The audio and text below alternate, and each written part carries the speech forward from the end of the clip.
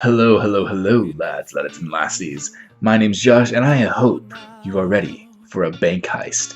That's right, the time is here. Arakawa's plan is up in smoke, as the manager he had on his side is stuck doing some PR after it was found out that one of his idols was found dead, but she's not actually dead because she's been on the stage this whole time. That's just a cover-up, girl. And the cop that he also had on his side, well, he's nowhere to be found. So it's not looking too great for Arakawa. The skunk who won the lottery, pretty depressed by the fact that his idol group is not performing. His monkey friend, probably still in a coma. His doctor friend is looking to find out what is actually going on with Arakawa's mind, because he found out that his parents are dead by a double suicide. And Arakawa was also in the car with them. He doesn't seem to remember much, but he does have a journal with him. But that journal's locked away. It's not meant for normal eyes to see. So what was Arakawa actually doing? He said he was a strange kid after reading it 30 years later. So what was in the journal? Are we going to find out this episode? Are we going to see how horribly this bank heist is going to go? There's only one way to find out, and that's by going down in the description below and checking out the links that work best for you, so you can watch my reaction and coming back for the discussion, lads. Let's do this. Trying to feel where to go now. Alrighty, I wrote one thing down this episode, and it was a joke. I love the character. I just love the little character detail of the panic that Yano had, that he stopped rhyming, and his polar bear was like, "Oh, boss, you stopped rhyming!" And even Yano was shocked. He's like, "Oh no!" I'm like, "No way!" Other than that, the heist went off without a hitch. That's a lie. Oh, so much happened. A lot happened. A lot of bad things happened in this episode. First of all, I'm fairly certain, like, in Japan, I could be wrong, but like cops aren't really allowed to hold guns. Or I could be wrong here. Or like, it's very rare to see a gun. So the fact that that police officer was in the back seat with the polar bear thug and Yano, and he just showed his badge, I don't know if that was idiotic or very brave of him and he was overestimating his abilities. But it is no surprise that Damien got beat because of that. He had no way to defend himself, especially against that polar bear.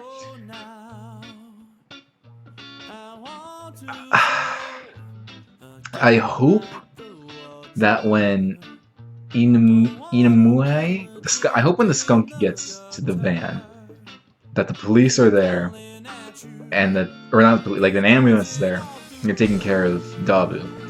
Because I feel like Inamue would be the kind of guy who would just see Dabu and go, "Oh my god, what's happening?" And then Dabu's gonna get the upper hand on him and just drive off with the money. So I hope that there's police there. Inamue is able to get out of there with his money that he won fair and squarely. I'm just glad that Arakawa's been so. Arakawa's just a good guy. He doesn't want the money for himself. He's just trying to bring everyone to justice, and he's winning for now. There's one more episode left. He's being chased by Yano and his thug, and now the police are going to be chasing them. So hopefully little Damien is able to stop them, though I don't see how he's going to be able to do that. It's just one guy. And we did see other police officers around, but I don't know how they're going to be helping out.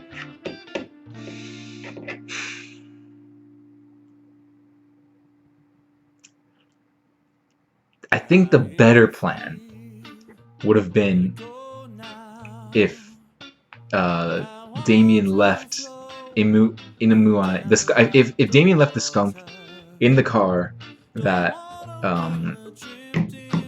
Dabu was going to steal. I mean, it's just enough that he just let him go. That, like, I mean, if that's counterfeit money, everyone's a suspect. So in a real investigation, he would have been like either stayed in the car or gone with them into the back seat. So they probably should have just let him stay in the car. That way, Dabu would have driven him all the way to the taxi. Though granted, his life probably would have been in danger because of the whole gun guy, but he would have been able to get his money right then and there.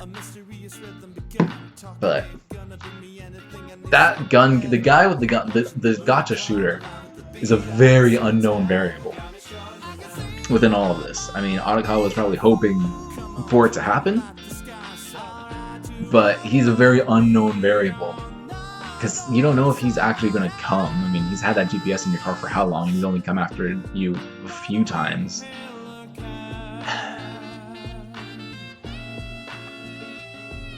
They played out much better than I expected. Much better.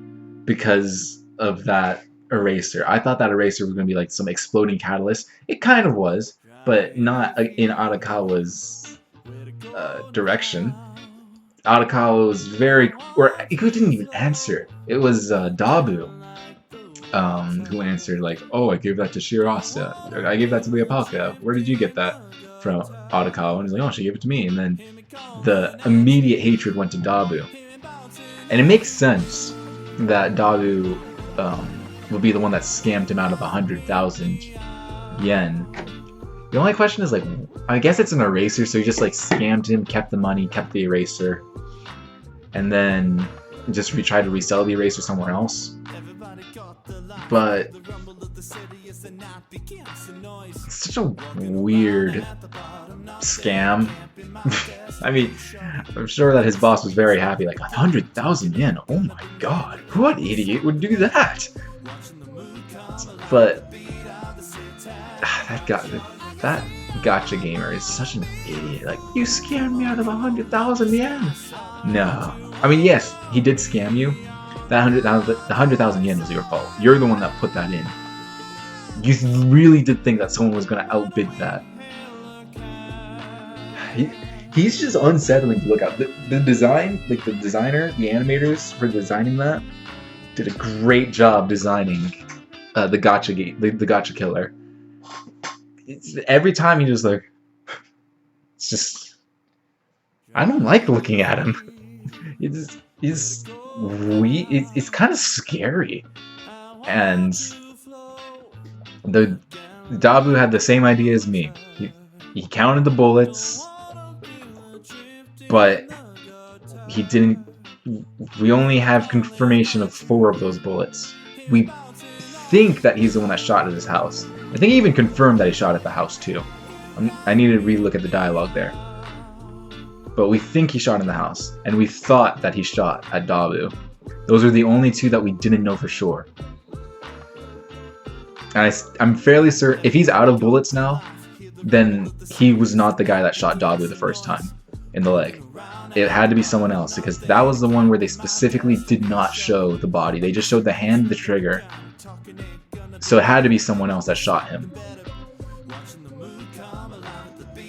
The question is, was it the boss? It couldn't have been Yanu, because I don't think he was in the area at that point. I feel like that's going to be the big reveal, like, oh, so this was the person that shot him, and it all ties together now. But I don't really have any leading theories as to who it can be. It could be one of the cats. I don't think it is.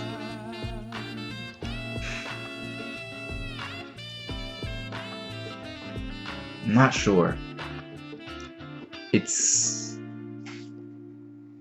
one more episode to find out. But this is a great bank heist episode. It was just really cool to see everything play out the way that no one really expected it to go. And it was very smart, but also very reckless about how to use that GPS tracker. Because he's the biggest unknown variable. He knows that he's after him, but he doesn't know why he's after him. And Arakawa did seem sorry. He didn't seem like, oh, yeah, okay, fine, you want me to apologize? I'll apologize. He's like, oh, I'm sorry. I mean, it's not very good of me as a taxi driver, so I deeply apologize. So that was nice of him to genuinely apologize for it. But he didn't even notice.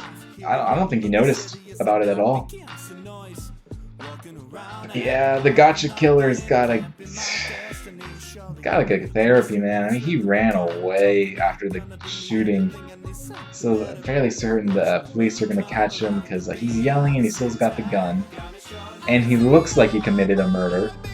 Oh yeah, there is blood on his hoodie though, so I wonder where he got that. I don't think he shot anyone to get that blood. I don't know. Well, I am going to go right into the finale, lads. If you enjoyed this discussion reaction, I hope you hit that subscribe button, hit that like button. This has been much shorter than our usual discussions, but that's just because I want to get into this finale right now. I want to see how it all ends and how it all ties together. You know what? One good thing-ish. Last episode, I kind of jumped the gun and thought that the horse was going to leave the boar on the stage by himself. But no, the horse was like, all right, after today, no matter if we win or if we lose, we're done. So I took that the wrong way. I thought he was like, okay, well, today we're done. We're screwed. We don't want it anymore. We're splitting up today. So I thought like he's just gonna leave him there by himself to do the performance. But no. He was just talking about like after this performance we're done. And then he did say the boar started letting the truth spill out. He's talking about his legitimate regrets and not just for the joke. And the bit was getting some pretty good responses. People were laughing. That was good.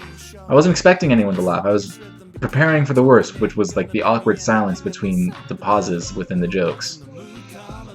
But no, people seem to like it. It's just that he finally broke and stated he regretted chasing his dreams, especially with the horse. So there's a lot of things that are boiling over into this finale.